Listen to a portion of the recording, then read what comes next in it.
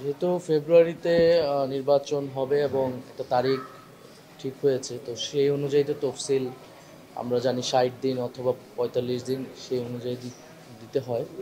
সেই অনুযায়ী নির্বাচন কমিশন সিদ্ধান্ত নিবে, তফসিল হয়তো 2 দিন আগে আর পরে দিবে। আমরা যেটা বলেছি যে যেহেতু একটি গুরুত্বপূর্ণ রাজনৈতিক দল এর প্রধান তার একটা অসুস্থতার কথা আছে, তাদের সাথে তাদের অভ্যন্তরীণ পরিবেশ পরিস্থিতি সেটাও যাতে বিবেচনা নেয়, যাতে তফসিল ঘোষণার পরে সবাই নির্বাচনী যাত্রায় নির্বাচনী কার্যক্রমে আমরা শুরু করতে পারি আর কি। মানে ফেব্রুয়ারির মাঝামাঝি নির্বাচন হলেও তফসিলটা একটু পেছানো যায় কিনা এটা আপনি মনে করছেন? সেটা নির্বাচন কমিশন বিবেচনা করবে, তাদের সাথে সেই রাজনৈতিক দলের বিবেচনা নিয়ে আমাদের নির্বাচন তফসিল নিয়ে কোনো মন্তব্য নেই।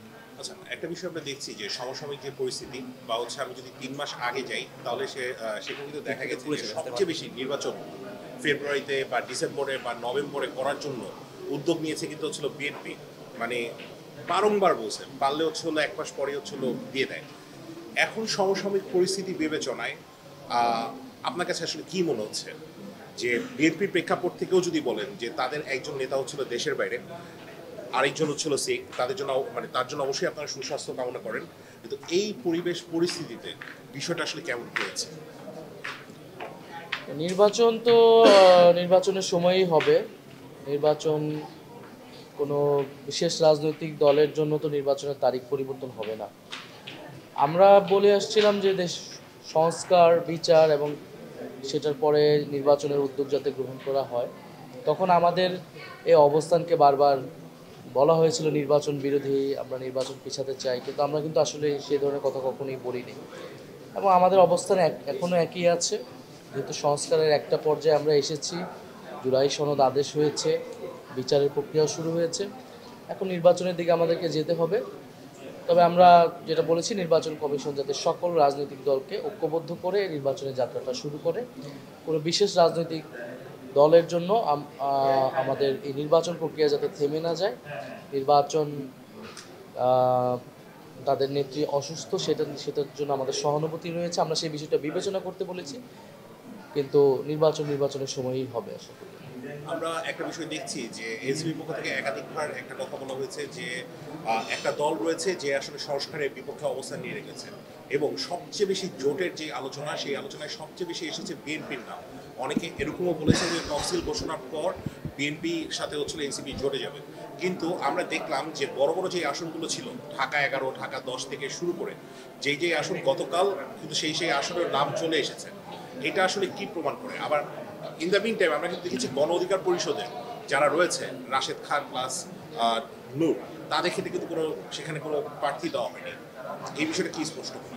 এই বিষয়টা এটাই স্পষ্ট করে যে এনসিপি কারোর সাথে কোনো প্রকাশ্য বা অপ্রকাশ্য সমঝোতা এখনো পৌঁছায়নি এবং বরং মিডিয়ায় এই ধরনের তথ্য অপতথ্য প্রচার করে আমাদের একটা নেতিবাচক আমাদের সম্পর্কে তথ্য প্রচার করার চেষ্টা করা হয়েছে। কিন্তু এনসিপি আসলে তার মতো করে নির্বাচনী প্রস্তুতি নিচ্ছে, প্রার্থী যাচাই বাছাই হচ্ছে এবং আমরা অতি দ্রুত সময়ের মধ্যেই আমাদের প্রার্থী তালিকা আমরা ঘোষণা করব এবং আমরা বলেছি যে আমরা আমাদের রাজনৈতিক এজেন্ডা নিয়ে আমরা আগাতে চাই। আমরা কারোর সাথে জোটে যেতে আগ্রহী নই, বরং আমরা যে তৃতীয় একটি জোটের কথা আপনারা শুনেছেন, সেই জোট প্রক্রিয়ার আলোচনা কিন্তু এখনও চলমান আছে। ফলে আমরা যেহেতু নতুন ধারার একটা রাজনীতি আমরা করতে চাই, যেখানে গণতন্ত্র এবং একটি অর্থনৈতিক ন্যায় প্রতিষ্ঠা হবে বাংলাদেশে, আমরা মনে করি যে পুরাতন পন্থী যে দলগুলো রয়েছে যারা এতকাল বাংলাদেশে রাজনীতি করেছে এবং যাদের বিরুদ্ধে নানা ধরনের অভিযোগ রয়েছে, জনগণের তাদের প্রতি সেই আস্থাটা নেই। জনগণ নতুন সম্ভাবনা দেখতে, নতুন নেতৃত্ব দেখতে চায়। ফলে এনসিপি সেই রাজনীতি করতে এককভাবেই এগোচ্ছে। কিন্তু আমরা জোট করা বা কোনো দলের সাথে সেটা আমরা বন্ধ করিনি। সেটা আপনারা জানেন, রাজনৈতিক পরিবেশ পরিস্থিতিতে যে কোনো সিদ্ধান্তই নিতে হয় দেশের প্রক্রিয়ায়, জনগণের স্বার্থ রক্ষায়। যদি আমাদের মনে হয় এ ধরনের কোনো সিদ্ধান্ত নিতে হবে, সেটার জন্য আমরা ওপেন রয়েছি। কিন্তু আমরা কারোর সাথেই কোনো জোটের ব্যাপারে কোনো ধরনের আলোচনা বা সেই প্রক্রিয়াতে কিন্তু নেই। আমরা আমাদের নিজেদের প্রস্তুতি নিচ্ছি, আমাদের প্রার্থী তালিকা ঘোষণা হবে, আমরা নির্বাচনী কাজ শুরু করব। কিন্তু যদি মনে হয় যে দেশের সংস্কার বা ইত্যাদি অনেকগুলো ইস্যুতে কারোর সাথে বা দেশের একটা ঐক্যবদ্ধ জায়গা প্রয়োজন, সেটা আমরা তখন বিবেচনা করব। শেষ প্রশ্ন, নির্বাচন যদি হচ্ছে ফেব্রুয়ারি প্রথমার্ধে আমরা চিন্তা করি, যেরকমভাবে আসলে বলা হয়েছে, সময় কিন্তু আসলে খুব বেশি নেই, 2 মাস আসলে সময় নেই এক। এবং এনসিপি যে চাওয়া পাওয়াগুলো ছিল, যে আইন শৃঙ্খলা বাহিনীকে শুরু করে সব জায়গায় হচ্ছে হলো পরিবর্তন আনা, প্লাস সংস্কার করা, বিচারের কাজ অগ্রগতি করা, দল হিসেবে আওয়ামী লীগের বিচার করা, সেগুলো কিন্তু কোনো রকম কিছু পূরণ হয়নি। তো সেই জায়গা থেকে আসলে কি বলতে চাবেন, মানে নির্বাচন কি এরকম পরিবেশ এখন পর্যন্ত তৈরি হয়েছে? কোনো তোড়জোড় কিন্তু আমরা দেখছি না। পুনরায় পূরণ হয়নি এটি পুরোপুরি সত্য নয়।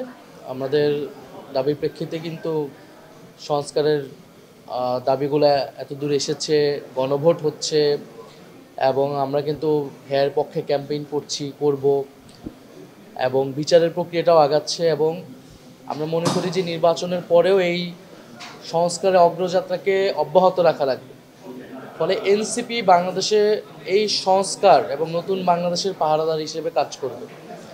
আমরা সংসদে, রাজপথে, আমরা সরকারে বা সরকারের বাইরে যেখানেই থাকি না কেন, এনসিপি আমাদের যে এই যাত্রাটা শুরু হয়েছে সেটা নির্বাচনের মাধ্যমে কিন্তু থেমে যাবে না। নির্বাচনের মাধ্যমে এটা আরও ত্বরান্বিত হবে এবং সেটা কিন্তু তখন বাস্তবায়নের দিকে যাবে।